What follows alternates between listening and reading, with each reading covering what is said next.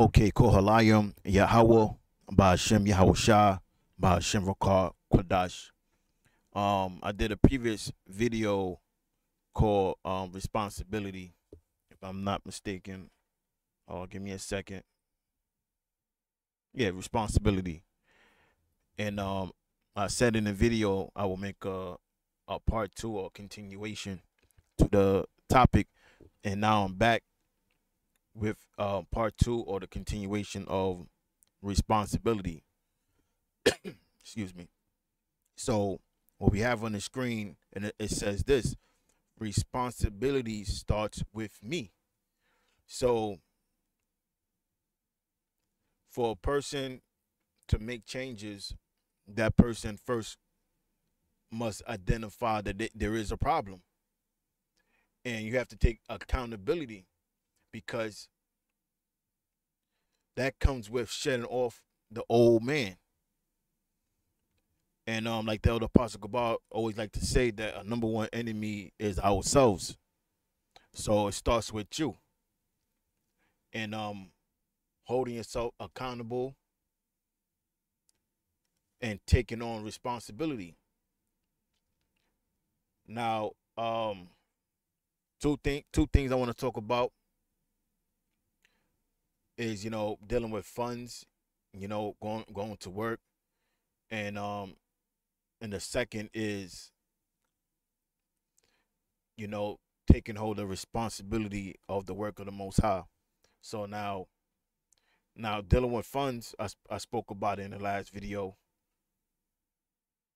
We mentioned about going to work, doing what you have to do to pay the bills or pay your necessities, because we covered responsibility is the response to the things that need attention. And we spoke about that. If you haven't seen it, you can go back to the video. You could click on the screen. You'll see it. So now this is part two. So now the first scripture I have here is Ecclesiastes 7:11. Slakia 7:12. For wisdom is a defense, and money is a defense. So there's nothing wrong with making money because it is a defense. The defense meaning it covers the things you need. Because for you to get money, you have to work. You have to labor for it. And it become a defense for you to receive your necessities, right? And it says, but the excellency of knowledge is that wisdom giveth life to them that have it. So that's the main thing. The wisdom is found within the scriptures. And inside of the scriptures, it give us, how to make correct decisions, how to judge matters. Certain etiquettes are mentioned in the scriptures. When you go to the book of Proverbs, the book of Sirach, it speaks about certain etiquettes that a man's supposed to follow. So that's what wisdom do, is it become a defense for you. Because the Most High called us into the faith to be men. And we preparing to receive the kingdom, because guess what? We're going to rule the whole planet. And we're going to have the nations subjected unto us. And we're going to have a lot of responsibility. But it starts now. Now this is 1 Timothy 3. I start at 2.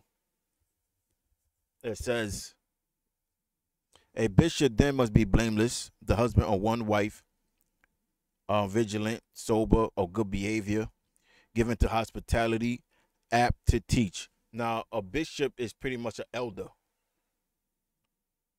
and that bishop responsibility or that elder responsibility is to give attention or close attention to the church.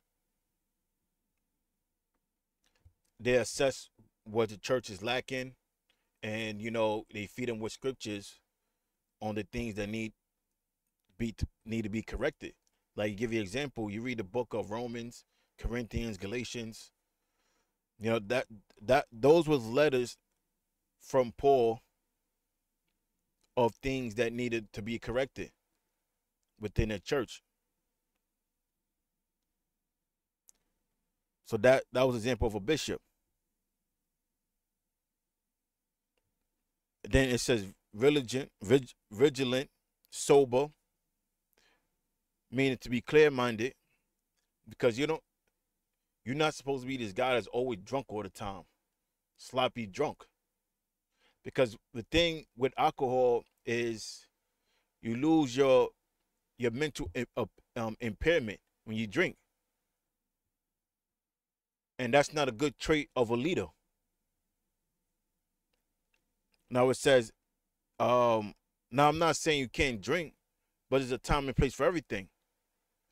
When you're home, when you're on your downtime, that's when you get your little buzz in. But you don't want to be that person in front of the congregation always sloppy drunk.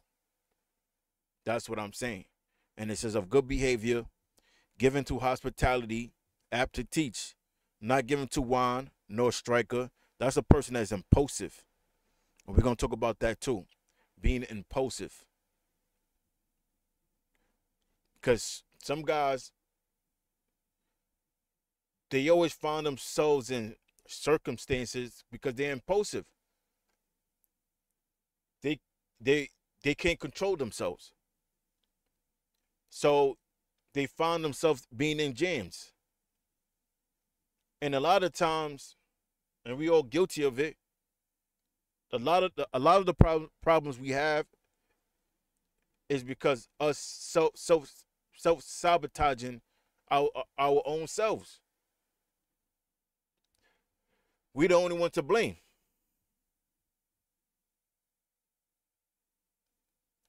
But it says no striker, no greedy or filthy lucre, going to money. That's a person that always trying to get money out of you. Like you see it in all these different camps. Like you see it in the IUIC, you see it in the ISUPK. They're always trying to sell you something. Like their number one priority is always, they put everything as the number one priority before the word of the Most High. But anyway, but patient, not a brawler. Going back to the fighting, no covetous. Now here's the kicker: one that ruleth well his own house, have his children in subjection with all gravity. For if a man know not how to rule his own house, how should he take care of the church of the Most High? So that's going into responsibility. Proverbs 14 and 29, because you spoke about, impulsiveness. Because scripture speaks about being patient. We just read that. Being patient. The God is always angry all the time. Don't get me wrong. There's a lot to be angry about. But that comes with balance. That comes with balance, because you know what happened? Them demons will jump on you. But Proverbs 14 and 29, it says, he that is slow to wrath is of great understanding. That's a person that's patient. But he that is hasty of spirit exalteth folly.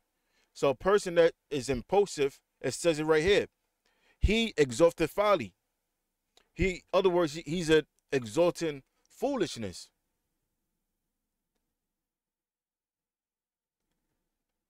Now, I used to be a guy amongst us, and every time he used to go out and speak, The dude always damn near about to get into a fight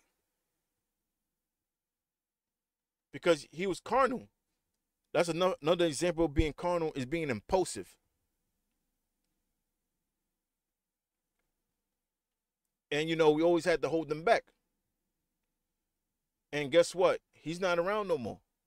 He just disappeared. So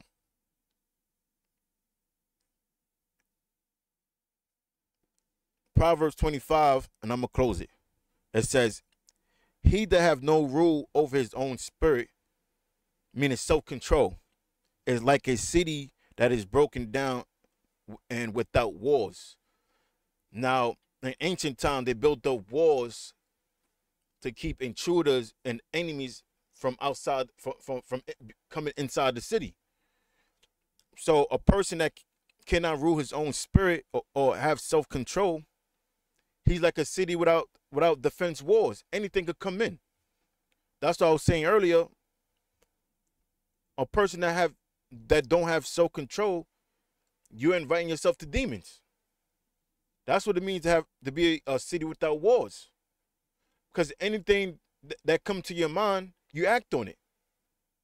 There's no defense system to block these thoughts. And again, it goes back to self-sabotaging. You go to work, you cursing people out, flipping on them. You got an attitude at work because you're working with Edomites. Yeah, Esau the devil, but when you're at work, you got to learn how to be invisible. There's a time and place for everything. You got to be cordial with the people of the world. The scriptures say to live peaceably with all men. Now, when we go out to camp, now you can curse out Esau, but when you're at work, you got to be invisible.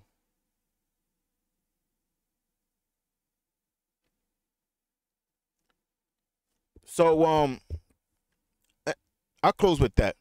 So, Lord willing, this video was edifying. And again, I'm going to say, Kohalayim Yahweh, Ba'ashem Yahweh Shah, Ba'ashem Rakak Kudash. Shalom. That's how